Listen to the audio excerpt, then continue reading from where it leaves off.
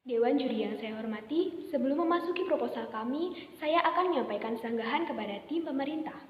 Dewan juri yang saya hormati, tim pemerintah mengatakan bahwa menggunakan influencer untuk sosialisasi kebijakan itu tidak tepat. Namun Dewan juri, hal ini tidak akan terjadi karena kita tahu bahwa pejabat pasti akan juga menyeleksi para influencer yang mereka pilih dalam artian tetap memilih influencer yang baik. Dan jika itu tetap dilarang akan sulit Dewan Juri karena kita tahu bahwa masyarakat Indonesia itu apatis Dewan Juri dan mereka tidak percaya pada pejabat namun mereka lebih percaya pada influencer. Contohnya adalah public figure. Bandingkan saja Dewan Juri dengan proposal tim kami sebagai oposisi yang akan menggunakan influencer untuk sosialisasi kebijakan pejabat, pastinya kebijakan pejabat akan lebih mudah tersalurkan. Lalu Dewan Juri yang saya hormati, permasalahannya di sini adalah sikap orang Indonesia yang sulit percaya pada pejabat. Dan contohnya saja saat ini masih banyak masyarakat yang menolak untuk diberi vaksin oleh pemerintah. Oleh karena itu, kami sebagai tim oposisi akan menolak adanya mosi bahwa pejabat pemerintah dilarang menggunakan pengaruh media sosial dalam mensosialisasikan kebijakannya.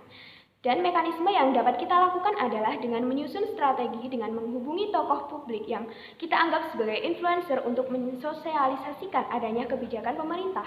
Dengan tanda kutip, kita juga menyeleksi influencer tersebut. Jadi Dewan Juri yang saya hormati, tujuan proposal kami adalah memudahkan pejabat pemerintah dalam melaksanakan kebijakannya dan saya juga akan bertanya kepada tim pemerintah.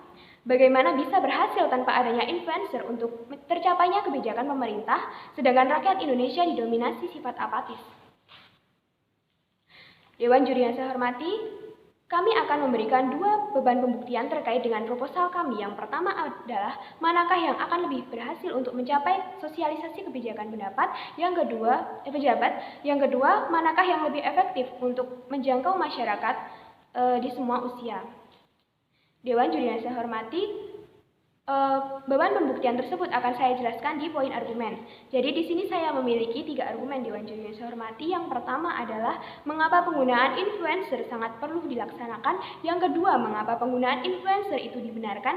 Dan yang ketiga, mengapa penggunaan influencer dalam mensosialisasikan sikap kebijakan pemerintah merupakan cara yang paling efektif. Yang pertama, terkait dengan mengapa penggunaan influencer sangat perlu dilaksanakan adalah Dewan Juri yang saya hormati, penggunaan influencer dalam melakukan sosialisasi kebijakan pemerintah ini sangat perlu dilaksanakan karena perlu diketahui bahwa banyaknya warga Indonesia itu bersikap apatis Dewan Juri yang saya hormati, yakni acuh tak acuh pada sekitarnya. Dan penggunaan influencer itu sangat penting karena skenario terburuk ketika tidak menggunakan influencer itu adalah akan sulit terrealisasikan dan jika kita melaksanakan hal ini maka akan cepat terrealisasikan Dewan Juri karena berdasarkan fakta yang ada masyarakat Indonesia ini lebih percaya kepada tokoh publik yang kita anggap sebagai influencer Dewan Juri yang saya hormati dibandingkan dengan para pejabat. Sehingga adanya influencer dalam pensosialisasian kebijakan pemerintah perlu dilaksanakan menggunakan influencer Dewan Juri yang saya hormati. Dan yang kedua, mengapa penggunaan influencer itu dibenarkan? Karena Dewan Juri yang saya hormati, berdasarkan fakta yang ada bahwa pemerintah sulit untuk percaya kepada pejabat. Contohnya saja kepercayaan rakyat terhadap DPR itu sulit dan hal itu berdasarkan survei lembaga survei Indonesia. Sehingga ketika kita menggunakan pejabat pemerintah sendiri untuk mensosialisasikan kebijakannya, itu akan sulit untuk dilaksanakan Dewan Juri yang saya hormati dan sulit untuk diterima oleh masyarakat. Dan jika kita menggunakan tokoh publik seperti Raffi Ahmad atau Ariel Noah dalam mempromosikan sesuatu atau mensosialisasikan kebijakan pemerintah, misal saja dengan vaksin COVID kemarin itu, ini akan lebih mudah terlaksana karena mereka lebih percaya pada tokoh publik Dewan Juri yang saya hormati, walaupun itu dari usia anak-anak sampai orang tua itu akan lebih tertarik kepada tokoh publik. Karena jika tidak digunakan tokoh publik, bagaimana akan bisa terlaksana Dewan Juri yang saya hormati sedangkan Indonesia kebanyakan lebih mengarah ke tokoh publik. Seperti contohnya adalah artis.